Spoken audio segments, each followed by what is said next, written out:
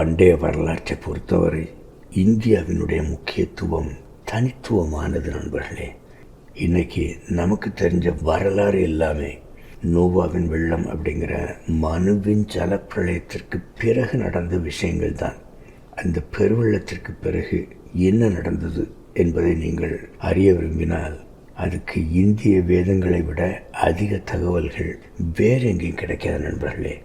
இந்திய வேதங்கள் என்னதான் மிகவும் பிற்காலத்தில் தொகுக்கப்பட்டு பல மாற்றங்களுக்கு உள்ளாகியுள்ளன என்ற போதிலும் அதில் வேத வல்லுநர்களால் கூட சரியான சூழல் அறியப்படாத கதாபாத்திரங்களும் பல நிகழ்வுகளும் உள்ளன.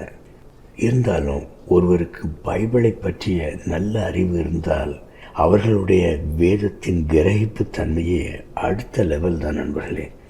ஏன்னு கேட்டிங்கன்னா, ஆதாம் முதல் இயேசு வரையிலான முழுமையான வம்சாவளியும் பைபிளில் தான் இருக்குது. அப்பேற்பட்ட அறிவோட மக்களையும் நிகழ்வுகளையும் மனித சரித்திரம் என்ற காலக்கோட்டில் சரியான இடங்களில் எளிதாக பொருத்த முடியும். மற்றொரு விஷயம், நோவாவின் வெள்ளத்திற்கு பிறகு பூமி முழுவதும் நோவாவின் மகன்களான சேம், காம், யாப்பேத்து என்ற 3 பேரோட சந்ததியினரால் தான் மீண்டும் நிரம்பியது என்று பைபிள் கூறுகிறது. ஆனால் ஜலப்பிரளயத்திற்கு பின்வந்த ஆரம்ப நாட்களில் இந்த 3 மகன்களுமே இந்தியாவில் சில விஷயங்களில் ஈடுபட்டிருந்தாங்க அப்படிங்கிறது நம்மவரில் எத்தனை பேருக்கு தெரியும்? இப்போது நோவாவின் பெருவெள்ளத்திற்கு பிறகு நாகரிகங்கள் மீண்டும் தொடங்கிய போது காம் என்ற காமதேவனின் சந்ததியினர் நைல், யூப்ரட்டிஸ், டைகிரிஸ் மற்றும் சிந்து நதி உட்பட பெரும்பாலான நதிக்கரைகளை ஆக்கிரமித்திருந்தனர். இது மீதியுள்ள மக்களை கங்கை சமவெளிக்கும் இந்தியாவின் இன்னைக்கு வறண்டு போன சரஸ்வதி நதிக்கரையிலும் தங்களுக்கென்று ஒரு இடம் தேட வேண்டிய நிர்பந்தத்தை உருவாக்கியது. கங்கை சமவெளியில் இந்தியர்களால் யயாத்தி என்று அறியப்பட்ட நோவாவின் மூத்த மகன் யாப்பேத்து ஒரு சிறிய ராஜ்யத்தை கொண்டிருந்தார். அவர் பாலியல் இன்பத்தை தேடி நாடி ஓடியதால் அந்த ராஜ்யத்தை தனது இளைய மகன் புரு என்பவரிடம் ஒப்படைத்தார். பண்டைய இந்தியாவின் வரலாறு என்று கருதப்படும் இந்து மகாபாரதத்தில் இது போன்ற ஒரு விஷயத்திற்கான சான்றுகள் உண்டு. மகாபாரதத்தின் ஆதி பருவத்தில் உத்தரகுருவின் மக்கள் பறவைகளையும் விலங்குகளையும் போல சுதந்திரமாக காமத்தில் ஈடுபட்டனர் என்றும் அது முனிவர்கள் மற்றும் பண்டைய சம்பிரதாயங்களின் ஒப்புதலை பெற்றிருந்ததால் பாவமாக கருதப்படவில்லை என்றும் கூறுகிறது.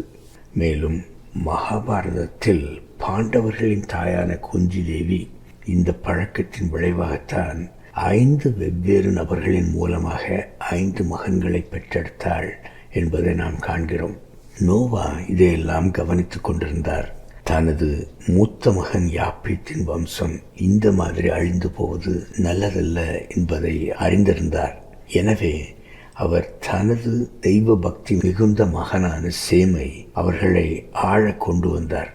வேதங்களில் சேமின் பெயர் திவோதாஸ். இந்தியர்கள் அவரை பாரத மன்னன் என்று அழைக்கிறார்கள். இங்கே பாரத் என்பது எரியும் பிரகாசம் என்று பொருள்படும் ஒரு பட்டமாகும். இதற்கிடையே நோவாவின் இளைய மகனான காம் அவருடைய மகன் கூஷுடன் ஆப்பிரிக்காவில் இருந்தபோது தான் செய்த சில தீய செயல்களின் காரணமாக நாம் ஹேமந்த் குமார் என்று அழைக்கும் டயோனிசஸால் விரட்டி அடிக்கப்பட்டு இந்தியா வந்து சேர்ந்தார். இந்தியா வந்த அவர் தனது சகோதரனான சேம் என்ற பரத மன்னனின் ராஜ்யத்தை கைப்பற்ற முயன்றார். இது இந்து புராணங்களிலும் ஜைன இலக்கியங்களிலும் தெளிவாகிறது.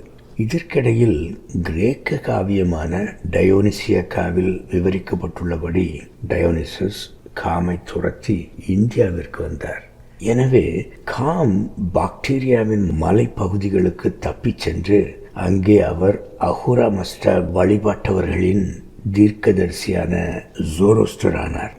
வரலாற்று ஆசிரியர் பெரோசஸ் இதை உறுதிப்படுத்துகிறார்.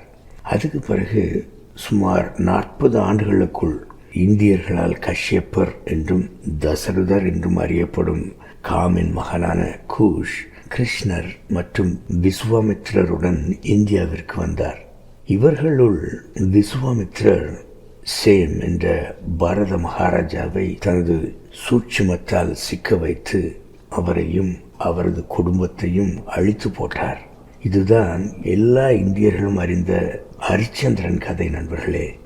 உண்மையில் இந்தியாவிற்கு ஊமை படங்கள் வந்தபோது முதலில் இந்தியாவில் தயாரிக்கப்பட்ட திரைப்படம் ராஜா ஹரிச்சந்திரா ஆகும். இருந்தாலும் மனுவின் மகனான ஹரிச்சந்திரன் தங்கள் அன்பிற்குரிய பாரத மன்னன் தான் என்பது இந்தியர்களுக்கு இன்னைக்கும் தெரியாது. பிறகு பாரத மன்னனின் மரணத்திற்கு பிறகு அவரது மகன்களுள் ஒருவரான சுதாஸ் ஆட்சிக்கு வந்து விஸ்வாமித்திரரின் தீய செல்வாக்கை கட்டுப்படுத்தினார்.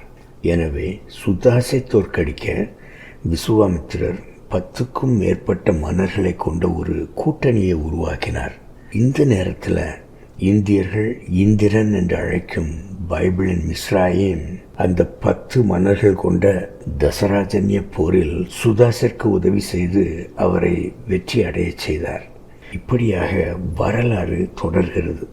இப்போ இந்த காணொளியின் தொடக்கத்தில் யாப்பேத்தின் மகனான புருவின் குலத்தை ஆழ நோவா சேம் என்ற பாரத மகாராஜாவை நியமித்தார் என்று நான் குறிப்பிட்டிருந்தேன். இந்த செயல் யாப்பேத்து என்ற யயாத்தியின் மக்களிடையே மனக்கசப்பை ஏற்படுத்தி எண்ணற்ற போர்களுக்கு வழிவகுத்தது. இந்த போர்கள் அனைத்திலும் தோற்ற தரப்பினர் மேலும் மேலும் மேற்கு நோக்கி நகர்ந்து ஐரோப்பாவின் அல்பேனியா வரை சென்றடைந்தனர். மேலும் இந்த இடப்பெயர்வு இந்தோ ஐரோப்பிய மொழிகளின் உருவாக்கத்திற்கு ஒரு அடித்தளமிட்டது. அதுக்கு மேல யூத, கிறிஸ்தவ மற்றும் இஸ்லாமிய மதங்களின் தந்தையான ஆபிரகாம் இந்தியாவின் பாரத மன்னனான சேமின் நேரடி வம்சாவளியை சார்ந்தவர். இன்னைக்கு நான் வணங்குற இயேசு கூட அதே வம்சாவளியை சார்ந்தவர் தான். எனவே பண்டைய இந்தியா நமது உலகின் பைபிள் மற்றும் மதச்சார்பற்ற வரலாறு என்ற இரண்டிலுமே பெரும் முக்கியத்துவம் வாய்ந்தது நண்பர்களே. எனது இந்த வீடியோவை பார்த்ததற்கு மிக்க நன்றி. மீண்டும் உங்களை மற்றொரு வீடியோவில் சந்திப்பேன். வணக்கம்.